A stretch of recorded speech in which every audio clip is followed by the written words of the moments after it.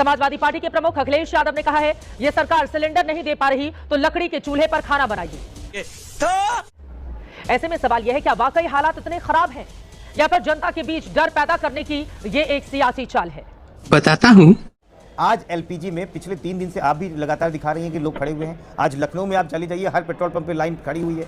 कौन है? हमको नहीं पता। अगर संकट नहीं है तो लोग क्यों खड़े हुए हैं? क्या उनको शौक हो रहा है? मुझे लगता है ये काम अखिलेश यादव जी का या राहुल गांधी जी का या विपक्षियों का नहीं है। बेशर्मो, शर्म करो शर्म। मोदी जी हर महीने टाइमली अपनी मन की बात तो बोलने आते हैं, लेकिन देश की बात बोलने के लिए उनको युद्ध का 24वां दिन याद आया।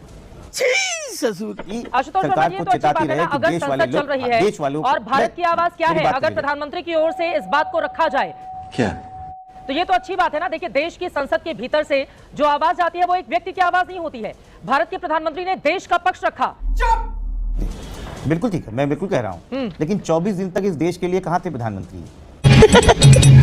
बता दें, नोटबंदी का कौन सा फायदा है? पूरी भारतीय जनता पार्टी नोटबंदी के बारे में बात नहीं करती। जब कोरोना भगाना था तो भारत प्रधानमंत्री ने कहा थाली बजाओ, मजाक बना दिया पूरे देश में। बात तो सही है।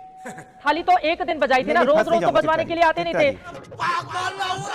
लेकिन हमें यह भी याद है कि विपक्षी दलों की ओर से अगर ये कहा जाता था हम कोरोना में नहीं जाते हैं क्योंकि हमने उस समय गैर जिम्मेदार विपक्ष का रवैया भी देखा था जो ये बताता है बीजेपी की वैक्सीन है मत लगाओ। बहुत तेज हो रहा है। स्टैनफोर्ड यूनिवर्सिटी, हार्वर्ड और बीएचयू के इंस्टीट्यूट ऑफ मेडिकल साइंस में 3 जगह के पेपर हैं जो बताते हैं कि कोविड में किस तरह का घोटाला हुआ है और वैक्सीन बहुत इफेक्टिव नहीं थी, वैक्सीन ने बहुत नुकसान किया। रत्नाकर त्रिपाठी जी, मैं ऐसे तमाम परिवारों को जानती हूं, मेरी बात सुन लीजिए आप।